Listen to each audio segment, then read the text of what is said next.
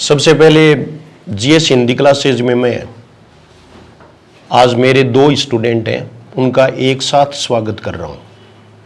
दोनों ही व्याख्याता में चयनित हुए हैं, एक पहले एक बाद में। बड़े भाई का सिलेक्शन हिसाब भी बनता है, पहले ही होता है। तो ये मनोज शर्मा हैं, हिंदी के व्याख्याता हैं। मनोज जी, पोस्टिंग कहाँ है?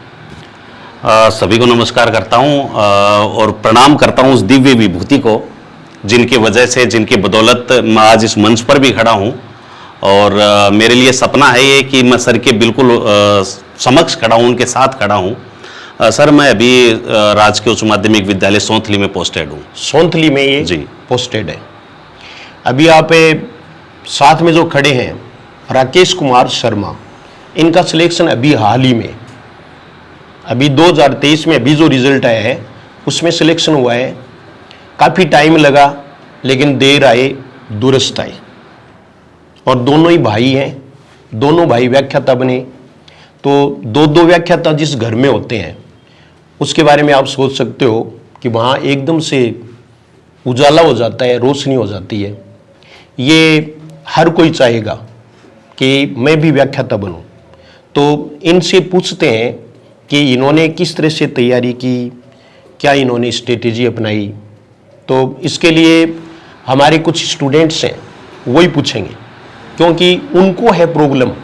वो हकीकत जानते हैं, मेरे से भी ज़्यादा जानते हैं कि प्रॉब्लम क्या आ सकती है और हिंदी में कौन कौन सी हमें स्ट्रीम है या कौन सा विषय, या इसको हम ये मान लें कि जो विषय वस्तु जो पार्ट्स में विभाजित है उनको हम किस प्रकार से पढ़ें, कौन सी स्ट्रेटेजी अपनाएं। कुछ वो पढ़ते तो बहुत हैं लेकिन फिर भी रिजल्ट है वो पॉजिटिव नहीं आता। उसके लिए, पॉजिटिविटी के लिए ही मैंने इनको यहाँ बुलाया है। मनोज शर्मा है, इनका सिलेक्शन 1915 की जो भर्ती है उसमें हो गया था, 17 में 2015 सर, 2015। यही तो गलतियां होती हैं। हाँ, तो 2015 में 15 की भर्ती थी और इनका सिलेक्शन है वो 2017 में हुआ, यानी पोस्टिंग 2017 में हुई थी। पहले ये पटवारी रह चुके हैं, पटवारी में भी इनका सिलेक्शन हो गया था। तो खुशियाँ आती हैं तो सारी एक साथ ही आती हैं। तो मनोज शर्मा से जो विद्यार्थी पूछना चाहें पहले इनसे पूछ लें कि कौन सी स्ट्रेटेजी अपनाई, क्या प्रयास किया, क्या पढ़ा। तो इसके लिए मैं सबसे पहले गरिमा को इनवाइट करता हूँ। गरिमा, और पूछो, क्योंकि अपना तो सीधा साधा काम है, सीधा आप पूछ लें। और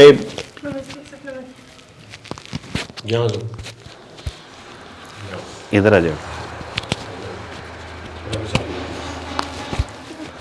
हाँ, कहीं भी खड़े हो जाओ। वाह, नमस्ते सर।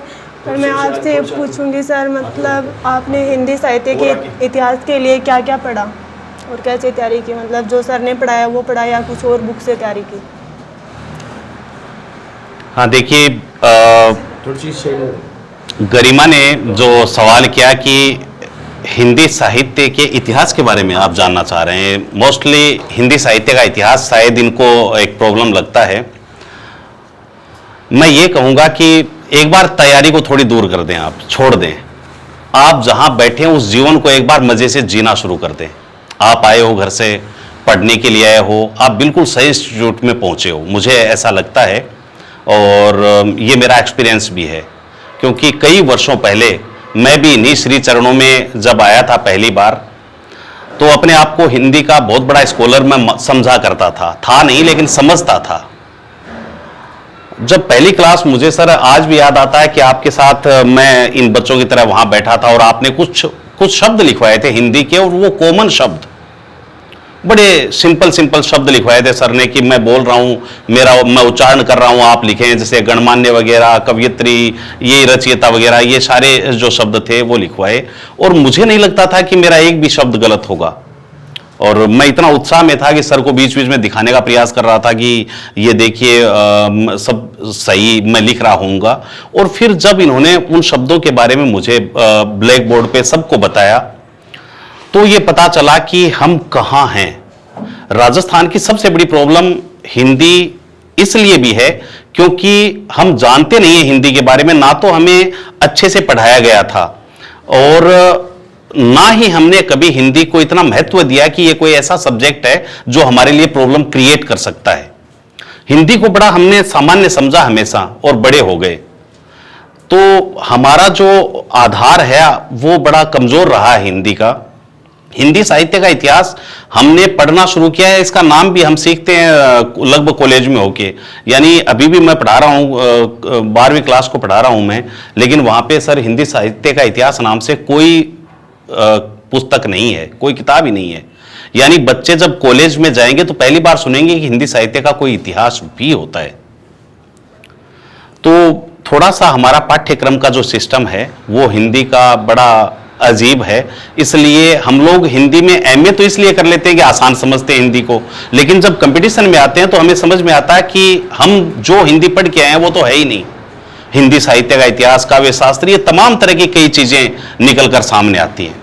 तो देखिए तैयारी कैसे करें, तो कैसे करने के लिए यह है, एक तो दिन रात आप पढ़ाई में लग जाएं, ऐसा बिल्कुल ना करें, ऐसा नहीं करना है। आप बिल्कुल फ्री माइंड रहें। सबसे पहले तो किसी चीज को पढ़ें, थोड़ा पढ़ें, लेकिन उसे आनंद लेके पढ़ें, आत्मसात करें। आप तो यहां घनश्याम सर के पास हैं, तो ये जिस तरह से जितना पढ़ाते हैं आप तो वहां से शुरू कर दें, और जो पढ़ाते हैं उसे रटना शुरू नहीं करें। क्लासरूम में ही इनकी शैली बहुत अच्छी है, ये तो आप भी जानते हैं, शैली बड़ी शानदार है इनकी, इनका समझाने का तरीका बहुत अच्छा है। आप इनके साथ साथ चलें, अपने आप को क्लासरूम में रख लें बस, और फिर जैसे जैसे ये बताते जाते हैं आप उसको पढ़ते चले जाओ। एक साथ विस्तार में मत जाओ, धीरे धीरे अपने विस्तार को बढ़ाओ। मतलब जो क्लासरूम में पढ़ाया है अगर वो आत्मसात हो गया, अब हिंदी साहित्य का इतिहास है, इतिहास मीन्स इतिहास को समझना ही, समझने का मतलब तो उस समय के काल प्रवृत्ति उनको समझना है हमें। वैसे तो याद भी करना पड़ेगा ना, कौन व्यक्ति कब हुआ, अब हुआ तो हुआ, उसको याद ही करना पड़ेगा, याद रखना भी पड़ेगा। लेकिन कहने का मतलब यह है कि हम केवल रटने तक सीमित रह जाते हैं। आप थोड़ा सा ये करें कि उस युग की जो प्रवृत्तियां हैं उनके ऊपर जरूर फोकस करें, उन प्रवृत्तियों को समझ लेंगे कि रीति काल में प्रवृत्तियां क्या थी, कवियों का रुझान किस तरफ था। दरबारी संस्कृति थी, तो दरबार में वो जब अपने राजा को प्रसन्न करना है तो उनकी प्रशंसा में वो लिखा करते थे। ये सारी चीजें माइंड में वो बैकग्राउंड क्लियर करो कि भाई उस समय का युग कैसा था। एक प्रश्न कई बार आता है आदिकाल को लेकर कि आदिकालीन जो साहित्य है उसमें राष्ट्रीयता का अभाव था या राजाओं की प्रशंसा थी। ये सारी चीजें हम देखते हैं तो आपको लगता है कि राष्ट्रीय भावना का अभाव तो भारत में हो ही नहीं सकता, क्योंकि हमारे तो राजपूत शासक, क्योंकि इतिहास पढ़ते हो आप, वहां स्वाभिमान की बातें करते हैं, बड़े स्वाभिमानी थे, राष्ट्रीयता उनमें कूट कूट कर भरी हुई थी। लेकिन यही उसका राइट ऑप्शन होता है कि राष्ट्रीयता का अभाव था, क्योंकि टुकड़ों में बटा हुआ हमारा जो राजस्थान है ये सारा टुकड़ों में बटा हुआ था, एक राजा दूसरे से लड़ रहा था, इसलिए अपने राज्य को तो संभालते थे लेकिन राष्ट्र की सुरक्षा, भारत की सुरक्षा वे लोग नहीं करते थे। और ये चीज आपको वहां भी देखने को मिलेगी। भाई पृथ्वीराज रासो देखें आप, कोई भी विजयपाल रासो, परमाल रासो, जितने भी आप रासो ग्रंथ पढ़ते हैं तो ये क्षत्रिय राजा हैं, वो प्रभावी हैं। तो मैं ये कहना चाहूंगा कि जब हिंदी साहित्य का इतिहास पढ़ने के लिए बैठते हैं तो उसकी प्रवृत्तियों को आप समझ के चले पहले कि उस युग के जो कवि हैं उनकी सोच कैसी थी, उस सोच को ले लेंगे तो उसके बाद आपके लिए सिंपल आसान हो जाएगा। याद बाद में करो, रटना वो चीजें बाद में, एक बार हल्के हल्के निकल जाओ उनके ऊपर कि कितने कवि थे। आचार्य शुक्ल ने 12 ग्रंथों का जिक्र किया, उन 12 ग्रंथों को एक बार देख लो, 2-4 बार देख लो, अपने माइंड में कुछ ऐसा जोड़ें कि भाई नल सिंह ने परमाल रासो लिखा है तो परमाल नल कैसे भी उसको आप परमाल को अपने दिमाग में एडजस्ट कर लें। पृथ्वीराज रासो के बारे में सब जानते हैं, जय चंद्रमयंक, जस चंद्रिका वगैरह वगैरह जो भी हैं, आप 2-4 बार उनको पढ़ोगे, आदिकाल आपका क्लियर हो गया। इतना ही पढ़ो, आगे निकल जाओ, आप भक्ति काल में चले जाओ। भक्ति काल के जो हमारे स्टार हैं, क्वेश्चन हमेशा उन लोगों का पूछा जाएगा जो वाकई ऊंचे लेवल के थे। कई बार ये मेरा भाई है, 2015 में जब मेरा सिलेक्शन हुआ, ये मेरे साथ था, इसकी रटने की कैपेसिटी बहुत जबरदस्त है, याद कर लेता था ये हर चीज, और मुझसे पूछता था तो मैं बता नहीं पाता था, क्योंकि इसने वो चीजें याद कर ली जिसकी मैंने जरूरत ही नहीं समझी कभी। तो अनावश्यक याद मत करो। आप जो टॉप क्लास हैं, सूरदास का प्रश्न आएगा, अष्टछाप में सूरदास का जरूर आएगा, लेकिन आप छीत स्वामी के पीछे पड़े हुए हैं कि उसकी रचनाएं रट लूं, ये करने की जरूरत नहीं है। सूरदास को अच्छे से पढ़ लो, तुलसी को अच्छे से पढ़ो, कबीर को कोई छोड़ नहीं सकता, वहां से क्वेश्चन निकलेंगे। और केवल उनकी रचनाओं को मत पढ़ो, उनके व्यक्तित्व को पढ़ो कि उनका व्यक्तित्व क्या था, उनकी सोच क्या थी। क्वेश्चन सीधा नहीं आता कि कबीर का जन्म कब हुआ। प्रश्न आपसे यह पूछा जाएगा कि इनमें से कौन सा तथ्य सही नहीं है, और उसका जवाब कब दोगे आप, जब सारा उसका व्यक्तित्व आपके माइंड में है कि यार ये आदमी ये तो नहीं कर सकता। तो क्वेश्चन का आंसर तो आप निकालेंगे, सीधा तथ्यों पर मत जाओ, उसके व्यक्तित्व को समझ लो, तुलसी के व्यक्तित्व को जानो, उसकी परिस्थिति को जानो। इस तरह से अगर आप पढ़ते चले गए तो बिल्कुल मुझे लगता है कि हिंदी साहित्य का इतिहास आपको आनंद देना शुरू करेगा। केवल उसे इतिहास, वो वाला बोरिंग इतिहास ऐसे मान के मत चलो, उस इतिहास में बहुत कुछ छिपा है, क्योंकि वो इतिहास राजाओं का था। ये कवियों की कलम है, और एक कवि की कलम, एक राइटर की लेखनी जो लिखती है वो तो कमाल होता है। आपका जीवन चरित्र, जीवन दर्शन छिपा हुआ होता है उसके अंदर। तो बिल्कुल मुश्किल नहीं है, आप आनंद लेके पढ़ना शुरू करें, रटने के लिए नहीं, उसे समझें, उस युग को समझें और आगे चलें। और सर जैसे आपने बताया कि है ना, जो पढ़ते हैं तो पहले उसकी मतलब परिस्थितियाँ उनका माइंड में बनाओ, उसके बाद में इसको पढ़े तो हमें समझ में आ जाएगा।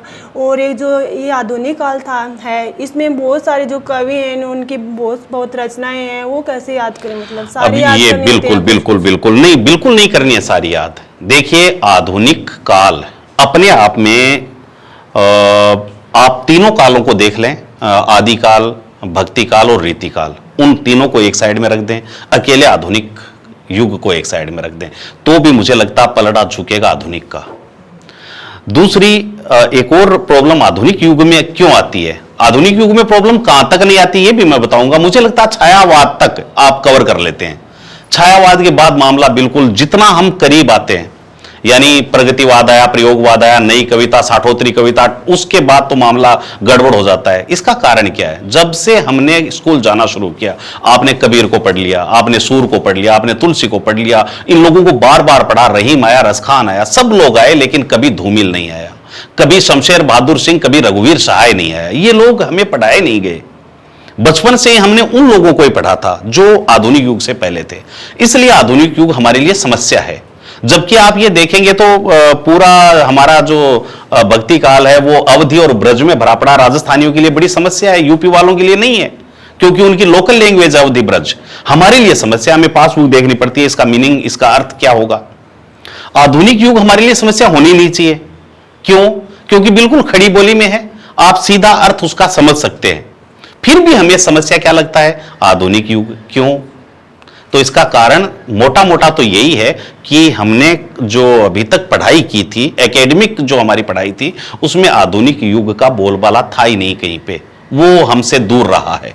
खैर, अब कैसे तैयार करें उनकी रचनाओं को, तो मैं ये मुझे लगता है कि जो हमारी पाठ्य पुस्तकें हैं, जैसे 11वीं 12वीं के पाठ्य पुस्तक हैं, हिंदी साहित्य, हिंदी अनिवार्य है, उनमें आपके बड़े बड़े जो कवि हैं उनकी रचनाएं शुरू हो जाती हैं। आप कॉलेज लेवल पे जाते हो, फिर बड़े कवियों की रचनाएं आ जाती हैं वहां पे। आप उसमें जो कवि का परिचय दिया हुआ होता है, कम से कम उन रचनाओं को याद करें, उन रचनाओं को याद करें जिनको कोई पुरस्कार मिला है, साहित्य अकादमी पुरस्कार, ज्ञानपीठ पुरस्कार। मोटी मोटी रचनाओं को जरूर याद कर लें एक बार। यानी एक कवि के साथ आपको जयशंकर प्रसाद कहेंगे तो उसके 5-7 नाटक तो याद हैं ही, आपके होने भी चाहिए। या फिर उनके काव्य रचनाओं की बात करें तो आंसू, लहर, झरना, कामायनी, ये तो याद है ही। अब महाराणा का महत्व है, कानन कुसुम वगैरह वगैरह नहीं भी हैं, कोई बात नहीं, एक बार आप ऊपर से निकल जाएं, ज्यादा वहीं रुके नहीं। मुझे यह लगता है कि कई बार हम क्या करते हैं कि निराला को उठा लिया, अब निराला ने 50 रचनाएं लिख दी, आप 50 याद करना चाहते हैं, नहीं, मत करो। निराला की जो भी आपको 5 याद होती हैं, 10 याद होती हैं, वहां तक पढ़ो, आगे बढ़ जाओ एक बार। निराला के बाद कौन है, पंत की बात करते हैं, महादेवी की बात करते हैं, नरेश की बात करते हैं, उनके पास निकल जाओ। आज का दिन कंप्लीट हो गया। अगली बार जब 5-7 दिन बाद आप रिवाइज तो करते होंगे, हाँ, तो थोड़ा सा रिवाइज करो, आप अपना टाइम दो।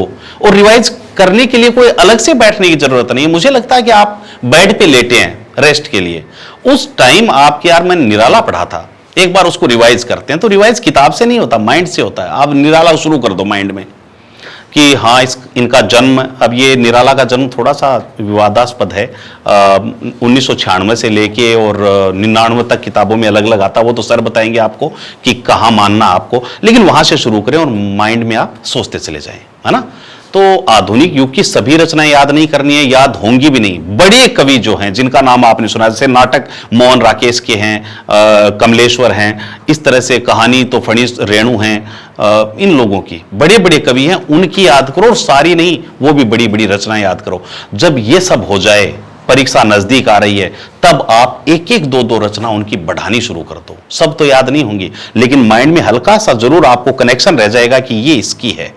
या फिर ऑप्शन भी तो होते हैं, 4 होते हैं, तो उनमें से 1-2 का तो आपको पता ही लग जाता है कि भाई ये रेणु की नहीं है, ये तो फलां व्यक्ति की है, ये निर्मल वर्मा की है। 1-2 ऑप्शन तो वैसे ही कट हो जाते हैं। आप अपना कॉन्फिडेंस बढ़ाएं, फिर देखना आप पेपर में देखोगे 1-2 ऑप्शन कट हो जाएंगे। तो आधुनिक युग समस्या नहीं है, बड़े कवियों को याद करना शुरू कर दो बस।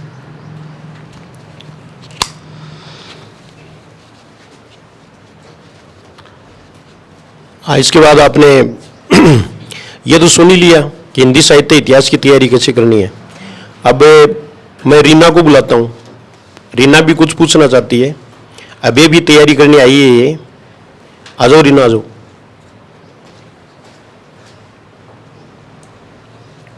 अभी किया है कि तुमने भी?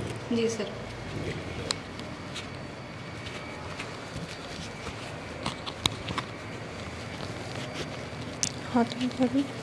हाँ, इसको बेटा हाथ से पकड़ के कर लो, इन थोड़ा सा। हाँ, नमस्कार सर। नमस्ते। मेरा नाम रीना चौधरी है और मैं आपसे ये पूछना चाहती हूँ कि बच्चे शुरू में तो तैयारी कर लेते हैं, लेकिन वो अंतिम समय में जब पेपर नज़दीक आता है तो स्ट्रेस में आ जाते हैं, तो उसके लिए आप क्या बताना चाहेंगे? नहीं, ये इसे भी आप समस्या नहीं माने, ये कॉमन चीज़ें हैं। स्ट्रेस उन्हीं बच्चों को होता है जिन्होंने वाकई अच्छी तैयारी की है, और मैं समझता हूँ ये स्ट्रेस होना चाहिए। इसे देखो, किसी भी चीज़ को नेगेटिव तो लो ही मत। अगर आप स्ट्रेस में आते हो तो आप ये मानो कि स्ट्रेस होना ही चाहिए, क्योंकि मैं अगर ये कह के निकल जाऊंगा कि स्ट्रेस नहीं होना चाहिए, मत आओ स्ट्रेस में, कोई फायदा नहीं होगा इससे। जो बच्चा अच्छी पढ़ाई करेगा वो स्ट्रेस महसूस करेगा। जिसने तैयारी की नहीं वो सोचे यार पेपर दे के आवा, कौन दे के आवा, और उसके बाद उसे कोई प्रेशर नहीं है, और फिर वो ये भी कहता रिजल्ट आता और यार 5% और सही हो जाता, नाको लाग जाता, तो अब का जगह तुम पढ़े ही को नहीं हो। सुनते हो ना ऐसा? क्योंकि वो स्ट्रेस से बाहर था और तैयारी नहीं की थी, इसलिए वो किसी भी क्वेश्चन को बहुत गहराई में उतर के नहीं देखता। कई बार हम लोगों की प्रॉब्लम क्या होती है कि एक साधारण सा कॉमन क्वेश्चन पूछ लिया तो हम उसको गलत करते हैं। गलत क्यों करते हैं? माइंड ज्यादा लगाते हैं। फिर ये यार इतना सीधा थोड़ी पूछेगा, इतना सीधा तो पूछ ही नहीं सकता, इसमें कहीं ना कहीं कोई ना कोई पेच है, ऐसा लगता है हमें माइंड में, और उस पेच के चक्कर में हम उलझ जाते हैं। एक सिंपल इजी क्वेश्चन को हम गलत करके आते हैं। प्रॉब्लम ये होती है स्ट्रेस की सबसे बड़ी। लेकिन मैं ये कहता हूं, तैयारी करने वाले बच्चे को थोड़ा स्ट्रेस आएगा, ये इस स्ट्रेस को दूर करेगा आपका कॉन्फिडेंस। जितना पढ़ते हो थोड़ा थोड़ा अधूरा मत करो। जो पढ़ा ना वो अच्छे से पढ़ो, जो पढ़ा उसके ऊपर आपको ऐसे होना चाहिए कि हाँ इसके संबंध में कोई क्वेश्चन है, मैं उसे कवर करूंगा। ये अगर आपके अंदर कॉन्फिडेंस साथ लेके चलते हो ना तो स्ट्रेस आपका दूर हो जाएगा। ये कोई बड़ी चीज नहीं है। एक तो परीक्षा से 2-3 दिन पहले सोने की आदत डालो, थोड़ा सोने की मात्रा बढ़ाओ। अक्सर नींद नहीं आती है बच्चों को उस टाइम में आके। एक तो क्या है कि हम रोज तैयारी करते हैं, एक तो पढ़ने की आदत ज्यादा मत रखो। आप 7-8 घंटे से ज्यादा तो पढ़ो ही मत किसी भी हाल में। और 5-7 दिन में एक आध बार आप कोई आपकी पसंदीदा जैसे मूवी देखना है या क्रिकेट मैच देखना है, ये चीजें देखो। थोड़ा सा पार्क जाना है तो आप जाओ, दोस्तों के साथ घूमना है तो घूम के आओ, चाय पीनी है थड़ी पे तो चाय पी के आओ। घर में कैद होके और परीक्षा का खौफ लेके आप मत बैठो, ये बहुत जरूरी है। आपकी का माइंड पूरा काम करे, वर्क करे, इसके लिए नींद भी बहुत जरूरी है। तो थोड़ा टाइम से सोओ। और आपकी तैयारी अच्छी है तो थोड़ा घबराहट सी होने लगती है, मन में होता है कि यार मैंने तो कुछ पढ़ाई नहीं है और परीक्षा तो आ गई है, अब क्या होगा। इस पर नियंत्रण रखो। यही प्रॉब्लम राकेश के साथ थी, इसके ऊपर ही मैंने वर्क किया था इसके साथ कि भाई आप बिल्कुल सही हो, आपकी तैयारी बहुत अच्छी है, घबराने की जरूरत ही नहीं है। जो लोग हैं वो इतना नहीं जानते जितना आप जानते हो। केवल जो जानते हो उसको आपको वहां पे डिफाइन करना है, उसको करके आना है, बाकी एक्स्ट्रा कुछ प्रयास करने की जरूरत नहीं। प्रेशर क्यों आता है? सिर्फ हमारे आत्मविश्वास लूज होने के कारण आता है। तो कॉन्फिडेंस को आप क्रिएट करो, खुद पर विश्वास कर लो, फिर कोई समस्या नहीं है। और थैंक यू सर। जी, प्रश्न भी पूछ रहे हैं और आप ये सोच रहे होंगे कि भाई अभी जो सिलेक्शन हुआ है हाल ही में, काफ़ी प्रयास किया, 5-7 साल भी लगी, तो अब मैं राकेश को इनवाइट करता हूँ कि वो भी बताए कि इतना टाइम क्यों लगा और कौन से प्रयास किए जिससे कि इस बार सफलता मिली। देर सवेर सफलता तो मिली, बड़े भाई को पहले सफलता मिल गई, छोटे को अब मिली। तो राकेश अभी बताओ इनको, और फिर महिमा है वो प्रश्न भी पूछेंगे आपसे। सबसे पहले तो सर को प्रणाम। और मेरी शुरुआत भी हिंदी से नहीं है, मैं हिस्ट्री और पॉलिटी का स्टूडेंट था और सबसे पहले मेरी शुरुआत हिंदी से जो होती है वो भी सर के सानिध्य में ही हुई, क्योंकि ये हमारे और राहड़ों का वास जो गांव है वहाँ पे पोस्टेड थे और प्रारंभ में हम 10th में या उससे भी छोटी क्लासों में थे, तब हम वहाँ पे बैठे रहते और सर हमें कहानी किस्से सुनाया करते थे। और उस समय इन्होंने हमसे पढ़ने के बारे में पूछा और कुछ यही और शुद्ध लेखन के शब्द देते, ये अभ्यारण है, ज्योत्सना है, ऐसे शब्द देते और तब हम लिखते। तब सबसे पहले मेरे मन में और हिंदी के प्रति जिज्ञासा जागृत हुई। और मैं हिस्ट्री और पॉलिटी का स्टूडेंट हूँ, इसलिए थोड़ी सी रटने वाली प्रवृत्ति ज़्यादा है और उस समय मुझे क्या पढ़ना है क्या नहीं पढ़ना है ये मेरे लिए थोड़ा सा मुश्किल था। और ऐसे में सर का और मनोज शर्मा मेरे भाई साहब हैं, इनके मार्गदर्शन में मैंने तैयारी की और जिससे मैं सफल हो पाया। अब महिमा है ये कुछ पूछना चाहती हैं आपसे। इन्होंने भी 1-2 चांस दे लिए लेकिन फिर भी हुआ नहीं, तो ये आपसे कुछ पूछेंगी।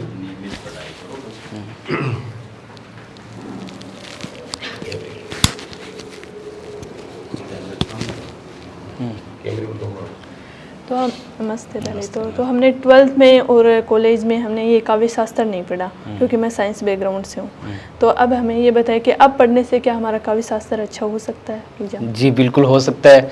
और मेरे लिए भी, मैंने भी आपको सबसे पहले ये बताया कि मैं भी और हिंदी से आर्ट्स से हूँ, पर हिंदी मेरे लिए सब्जेक्ट नहीं था और हिस्ट्री और पॉलिटी मेरे सब्जेक्ट थे।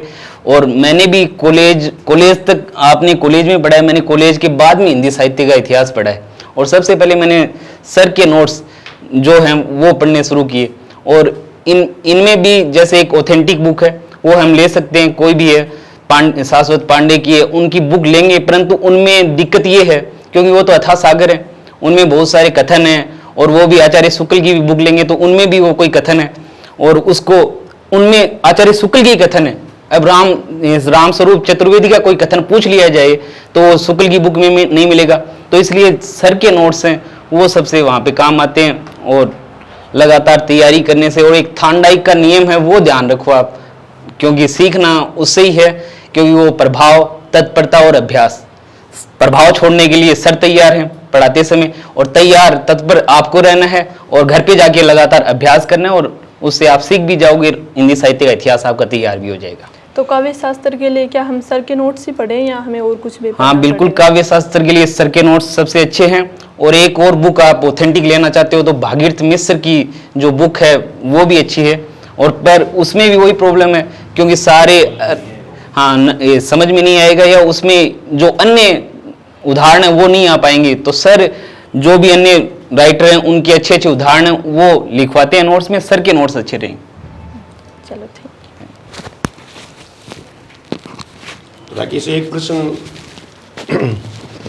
मैं भी पूछना चाहता हूँ। वो ये कि आजकल जैसे 2 प्रकार की पढ़ाई होती है, एक ऑफलाइन भी पढ़ते हैं, जैसे स्टूडेंट्स बैठे हैं ये ऑफलाइन के स्टूडेंट हैं, एक ऑनलाइन भी है। तो ऑनलाइन से भी सफलता प्राप्त की जा सकती है क्या? बिल्कुल, मैंने सर के पास और ऑफलाइन भी पढ़ा है और इनकी ऑनलाइन क्लासें भी मैंने ज्वाइन की हैं, दोनों का ही फायदा हुआ है। और लास्ट में अंतिम समय जब एग्जाम हुए तब सर की जो और क्वेश्चन जो लेके आते हैं ये हमारे लिए टेस्ट सीरीज टेस्ट सीरीज में वो सबसे ज़्यादा कारगर साबित होती है। मतलब ये व्याख्याता बन सकते हैं भाई, जब राकेश व्याख्याता बन सकता है हाँ, इतने दिनों बाद में। पहली परीक्षा कब दी थी? 2015 में भाई साहब के साथ ही मैंने फर्स्ट दोनों एग्जाम भाइयों ने एक साथ ही परीक्षा दी थी, 2015 का कंपटीशन दिया था। अब देखो इतनी लेट, इतनी सब्र करनी पड़ी, तो इसमें सब्र बड़ी चीज है। हमें धैर्य रखना पड़ेगा और प्रयास करना पड़ेगा। सही दिशा में अगर आप प्रयास करते हैं तो सिलेक्शन निश्चित रूप से हो सकता है। तो कहने वाला आप डिमोरलाइज नहीं हो, हॉस्टाइल नहीं हो। अभी जैसे एक लड़की प्रश्न पूछ रही थी कि हमें अंत समय में डिप्रेशन में आ जाते हैं, ये है, तो डिप्रेशन वाला वो काम तो मैं कर दूंगा, डिप्रेशन में नहीं आओगे। हाँ, डिप्रेशन में नहीं आने देंगे आपको बिल्कुल भी, चाहे मैं योग कराओ, चाहे मैं कुछ भी कराओ। तो वो सब काम हो सकते हैं, क्योंकि जिसकी तैयारी होती है ना वही डिप्रेशन में आता है। जिसकी तैयारी नहीं है उसका डिप्रेशन से कोई वास्ता नहीं है।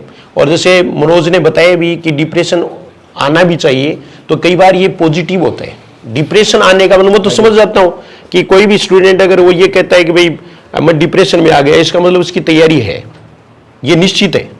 ऐसा हुआ ही नहीं होगा कि जिसका सिलेक्शन हुआ है और वो थोड़ा वो डिप्रेशन में परीक्षा के समय नहीं आया हो, तो उससे आप बिल्कुल भी घबराएं नहीं। और मैं अंत में इन दोनों भाइयों को शुभकामना देता हूँ, कांग्रेचुलेशन देता हूँ, इनके उज्जवल भविष्य की कामना करता हूँ। ये और भी अधिक ऊंचाइयों को छुएं, ये मेरी कामना है। अंत में मनोज कुछ कहना हो तो आप। बहुत बहुत धन्यवाद सर।